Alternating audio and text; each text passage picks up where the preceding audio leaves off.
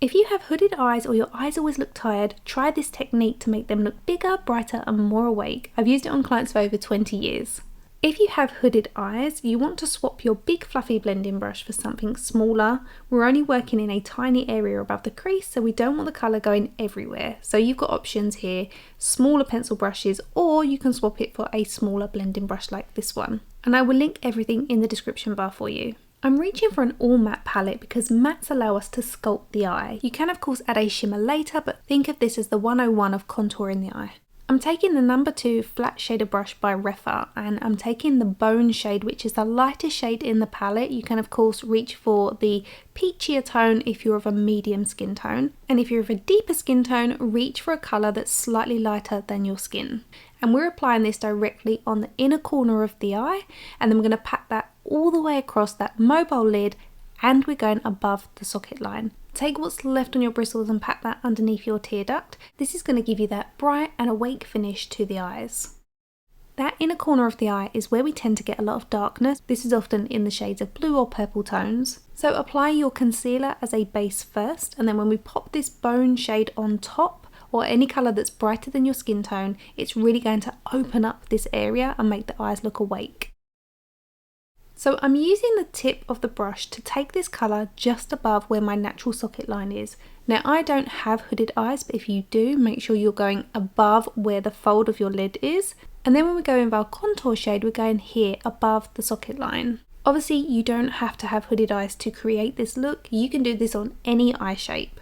I'm taking a smaller version of a fluffy blending brush, and the colours I'm using are number 2 and number 4 from the palette. If you look at my right eye for a moment and look at the crease, the colour there is just a slightly warmer, deeper shade of my skin tone. So by mixing these two shades together, we're creating a similar colour that acts as a shadow. We don't want anything too dark, too brown or too grey, we just want it to look sort of similar to the colour that naturally occurs in our crease. So by working our brush backwards and forwards here, we're creating the illusion of a higher socket line. Then I'm going to take a little bit more of that bone shade and just take it up slightly higher to meet that socket line colour, and then I'm using what's left on the bristles to colour the brow bone. This helps to create a small amount of contrast between these shades, but I'm making sure everything is soft. When you get to the outer corner, avoid rounding that shadow down, instead softly extend the colour outwards so that we keep that eye lifted and open. For the next part, I actually didn't film the application. I thought I did, but I hadn't pressed record, so I do apologise, but it's very, very simple. One of the best tips for opening and brightening that eye to make you look awake is to apply a eyeliner to your waterline in a flesh or nude shade. If you're fair to light, light to medium, Winko Pink by Fenty is a great option. If you want more of a cream, then Vanilla Killer is a great shade. If you're more of a medium to deep shade, this one here is called Naked Beach. But the colour to kind of steer away from here is white, because it's just too stark and it doesn't look natural.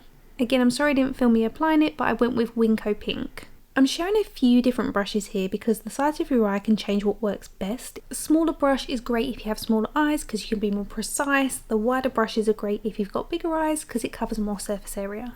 I'm using the MAC angled liner brush with one of the dark brown eyeshadows from that matte palette.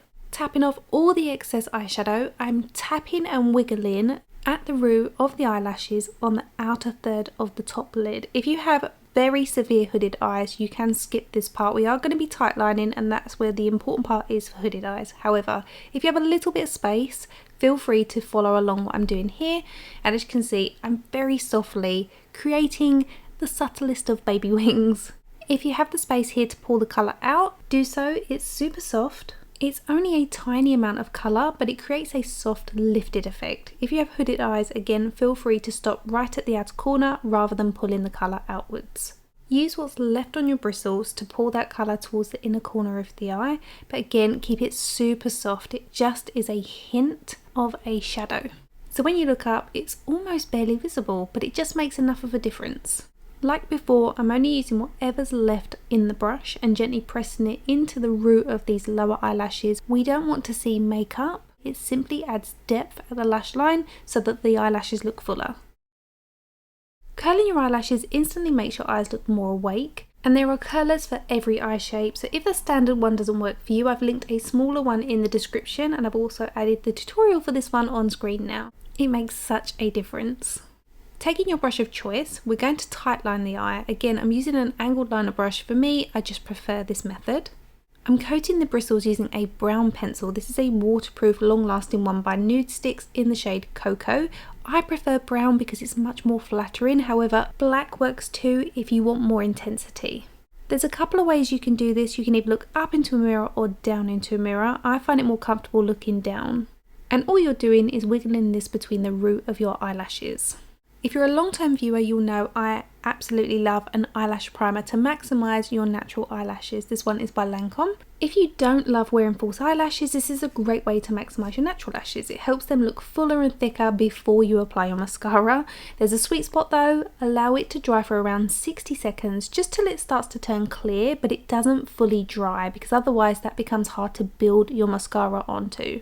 Primers are great because they extend the life of your mascara because you're not applying as much mascara, so it lasts you a lot longer. It also helps to hold the curl. I feel like primers don't feel as heavy as a mascara, so it holds the curl, it dries it in place just enough that when you apply your mascara, your eyelashes don't tilt forward and become heavy. In case you're wondering, the mascara I'm using is the Lancome Lash. I have used this for so many years now, and I've tried so many different mascaras in between, but I always come back to this just because it doesn't flake, it doesn't move, it's very black. They also do it in brown, and they do a waterproof version which I wore on my wedding day, so for me this is a winner. So I paused a moment ago just to show you the eye makeup with the mascara on the top lashes only because many of us prefer that look. Now I'll show you with mascara on the lower eyelashes. A quick tip though, if you have long eyelashes, apply your lower mascara first. That way when you tilt your head, you won't get transfer from your top lashes. This step is optional, but it's a really lovely way to polish this entire look. Think of it as adding high heels to your work outfit. I'm adding 2 soft cluster lashes to the outer third. They're not obvious, but they really wake up the eyes. It's that final detail that makes your eyes look engaged and alert. These ones are by Dark Swan of Denmark, and I will link them in the description bar for you, along with my discount code if you want to try them for yourself. I just popped on a single lash there to fill in a little gap. This is the finished look, and it's such a pretty, polished way to make your eyes look bigger, brighter, and subtly enhanced without looking heavy. As I mentioned at the start, this really is the 101 of eye contouring. It's the technique that stood the test of time because subtle contouring works at any age in any era. You can always layer in trends like cluster lashes or a touch of shimmer, but the shape in itself never goes out of style. Less really is more, and this works for every eye shape, especially hooded eyes. Speaking of hooded eyes, make sure you check out my winged liner tutorial next. It's a technique you may have never tried before, or you could try my smoky liner method using tape and a cotton bud. I have loads of tutorials to help you feel more confident with your makeup. If you're new here, consider hitting the subscribe button and don't forget to give this video a thumbs up.